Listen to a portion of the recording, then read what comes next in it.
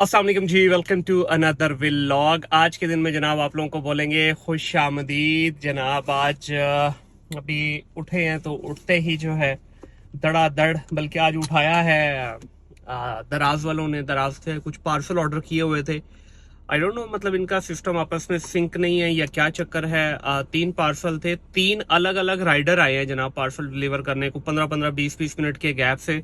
तो इतना बड़ा प्लेटफॉर्म है तो मैं ये समझता हूँ कि इनको आपस में सिंक होना चाहिए, क्योंकि सॉर्टिंग सिस्टम तो इनका एक ही है ना। पूरे लाहौर में एक ही मेन सॉर्टिंग सेंटर है इनका, वहां से फिर आगे ये डिस्ट्रीब्यूट करते हैं पूरे एरिया वाइज।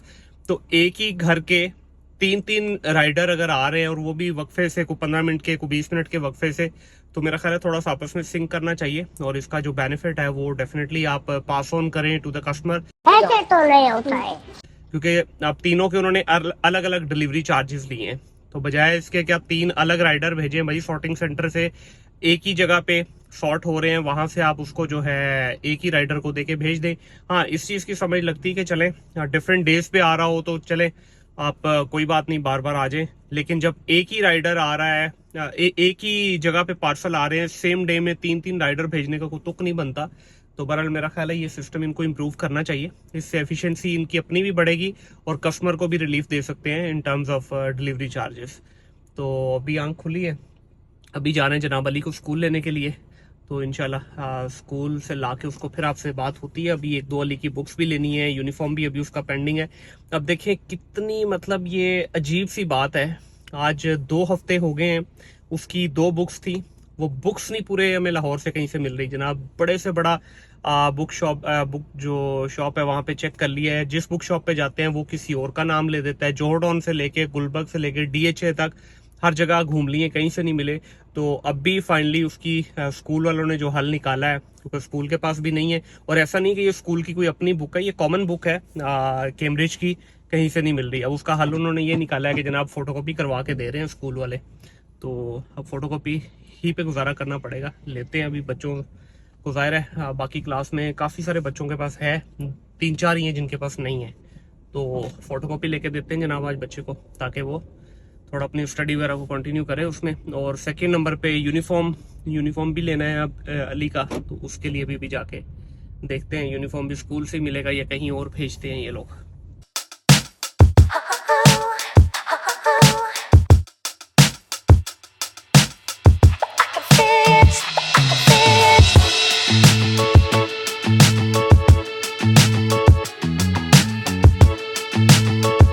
अभी जनाब घर के लिए निकल रहे हैं। अभी टेबल टेनिस खेल के हटे हैं, आज काफ़ी दिनों के बाद दिल किया था टेबल टेनिस खेलने को। तो अभी टेबल टेनिस खेली है, टेबल टेनिस खेल के अभी बस जी अपना बैग पैक कर लिए। अभी निकलेंगे जनाब घर के लिए, और घर जाके फिर शायद वाली बात है, अब देखते हैं कि बेगम और बच्चों का क्या मूड है। हो सकता है आज शॉपिंग पे जाएं, तो इंशाल्लाह आपसे मुलाकात होती है जी जनाब। तो वॉक हो चुकी है स्टार्ट। अभी जी वॉक करते करते जो है ना, एक टॉपिक बड़ा मज़ेदार सा जहन में आया। वो टॉपिक है जनाब बच्चों के ऊपर। बीइंग अ पेरेंट, ज़ाहिर है हम में से हर कोई इस चीज़ के लिए कंसर्न होता है कि अपने बच्चों की जो है अच्छी से अच्छी परवरिश की जाए, उनको अच्छी से अच्छी एजुकेशन दी जाए।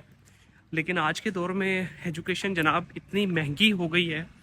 आई वाज जस्ट थिंकिंग कि एक नॉर्मल जो फैमिली है, 2 बच्चे या 3 बच्चे अगर आपके हैं, और उनको अगर आप, ये मैं बिफोर मैट्रिक या बिफोर ओ लेवल की बात कर रहा हूँ, 3 बच्चों की स्कूलिंग का इस वक्त ऑन एन एवरेज जो खर्चा है वो 40 से 50 हज़ार रुपये है जनाब। अगर आप गलती से भी ओ लेवल के डिसाइड करते हैं तो ओ लेवल की इस वक्त, बाकी शहरों का तो मुझे नहीं पता, लाहौर की जो इस वक्त मिनिमम फ़ी चल रही है वो 20 से 25 हज़ार पर मंथ है ओ लेवल की फ़ी। अच्छा, ये फ़ी जो है, ये मैं सिर्फ स्कूल की ट्यूशन फ़ी की बात कर रहा हूँ। इसके अंदर किसी किस्म के कोई एक्स्ट्रा लवाजमात शामिल नहीं है। ओ लेवल, जिन लोगों को ओ लेवल के बारे में पता है, आपको अंदाज़ा होगा कि ओ लेवल के काफ़ी सारे एक्स्ट्रा लवाजमात भी हैं, जिसमें इनकी बुक्स बहुत एक्सपेंसिव हैं। फिर जब इनके एग्ज़ाम होते हैं तो एग्ज़ाम की फ़ी बड़ी हाई है। अच्छा, एक और नई चीज़ जो मेरे लिए बहुत सरप्राइजिंग है। अच्छा, हमने जब अपने टाइम पे स्टडी की थी तो उस वक्त ओ लेवल या ए लेवल के बारे में ये बोला जाता था कि ओ लेवल और ए लेवल दोनों के अंदर ट्यूशन का कल्चर नहीं था, होम ट्यूशन जिसको कहते हैं ना, उसका कल्चर नहीं था। जो आपने स्कूल से बस पढ़ा वही मोर देन सफिशिएंट था। आपके लिए एग्ज़ाम्स को कवर करने के लिए। लेकिन अब मुझे नहीं समझ लगती इस चीज़ का दोष हम किसको दें। क्या ये ट्यूशन माफिया को दें, टीचर्स को दें, स्कूल्स को दें? अब ओ लेवल और ए लेवल के अंदर भी आपका survival almost near to impossible हो गया है। बच्चा, बुक्स तो वही ओ लेवल की जो आज से 10 साल पहले थी, और इसकी ब्यूटी भी उस वक्त यही थी कि आपको इसमें किसी किस्म की कोई ट्यूशन लेने की ज़रूरत नहीं पड़ती थी। अब 90% स्कूल्स के अंदर बच्चे एग्ज़ाम क्लियर ही नहीं कर सकते जब तक वो ट्यूशन नहीं लेंगे। ये प्रॉब्लम पहले हमें मैट्रिक में आती थी, जो कि आज तक है। अच्छे से अच्छे स्कूल में भी डाल लें, आपको अपने बच्चे को ट्यूशन डालना पड़ेगी। अब मुझे नहीं समझ लगती सर, ये बीमारी कहाँ से हमारे खून में घुस गई है। पेरेंट्स भी मेंटली इस चीज़ के लिए प्रिपेयर हैं और स्कूल्स भी फोर्स करते हैं। इनफैक्ट वही टीचर हैं जो स्कूल में पढ़ाते हैं, वही टीचर बाद में ट्यूशन लेते हैं। अच्छा, मज़ेदार बात है, स्कूल में 20 से 25 हज़ार रुपये स्कूल में फ़ी दें, और ऑन एन एवरेज इस वक्त 12 से 15 हज़ार रुपये पर सब्जेक्ट ट्यूशन फ़ी चल रही है ओ लेवल की। अब आप देख लें, बच्चा अगर आपका 2 या 3 सब्जेक्ट भी पढ़ रहा है तो अप्रॉक्सीमेटली 30-40,000 आप यहाँ पे कर रहे हैं ट्यूशन फ़ी। 20 से 25 हज़ार रुपये आप स्कूल में फ़ी दे रहे हैं। उसके बाद फिर आप इसके ऊपर जो बाकी उनके खर्चे हैं मंथली वो पे कर रहे हैं। तो ओ लेवल का एक बच्चा आपको मंथली 40 से 50 हज़ार रुपये में कॉस्ट करता है। आज मैं वैसे ही, मैंने भी अपनी बेटी को डाला है ओ लेवल में, तो आज मैं वैसे ही एक रफ सी कैलकुलेशन कर रहा था कि by the end of O level जो 3 साल का है, बच्ची की जो ऑन एन एवरेज आज के हिसाब से, आज की करंट डेट के हिसाब से मैंने कैलकुलेशन की, रफली 7 से 8 लाख रुपए की ये डिग्री मुकम्मल होगी जनाब। अब इसमें मैंने इसके अंदर मैंने कोई इन्फ्लेशन नहीं डाली, कोई फ़ी इंक्रीज़ नहीं डाला, विच इज़ इम्पॉसिबल कि वो ना होगा ही होगा। हर साल फ़ी तो इंक्रीज़ होती है। अच्छा, वो अभी मैंने कैलकुलेट नहीं की। अभी जो आज की उसकी करंट ट्यूशन फ़ी है, मैं उसको मद्देनज़र रखते हुए 3 साल पे कैलकुलेशन की है, तो रफली ये मतलब 7-8 लाख। बाकी सारे लवाजमात भी डालें, इन्फ्लेशन वगैरह को मद्देनज़र रखते हुए, तो ये तकरीबन मेरा ख्याल है 10 लाख में डिग्री जाएगी। अब आप ख़ुद देखें जी, ओ लेवल का बच्चा 10 लाख रुपए में आपको कॉस्ट कर रहा है।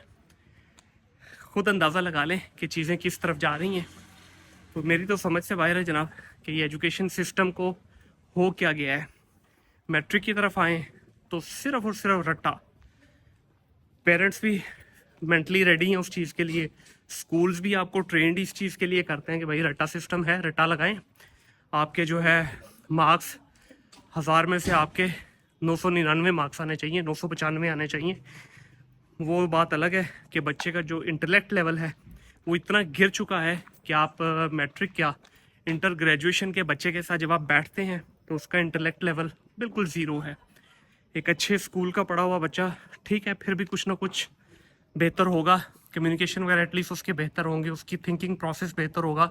लेकिन जो नॉर्मल स्कूल में इस वक्त एजुकेशन का हालात चल रहे हैं, बस वो तो अल्लाह ही हाफिज़ है जनाब। यूनिवर्सिटीज़ को तो हम रोते हैं, कॉलेजेस को तो रोते हैं, लेकिन इस वक्त स्कूल्स के भी हालात कोई अच्छे नहीं हैं।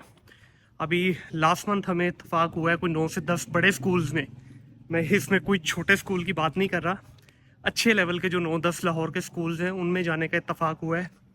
Trust me, majority of them are just making money. Everybody is greedy about money, no one is giving value. वो आपकी पर्सनल प्रोफाइल पूछ रहे हैं, भाई मुझसे मेरी सैलरी सर्टिफिकेट मांगा गया। मैं कहा भजन किस चक्कर में, आपको मैं क्यों दूँ salary certificate? They wanted to see your wealth, कि आप कितने सॉलिड हैं, कि आप उस स्कूल को अफोर्ड कर सकते हैं या नहीं।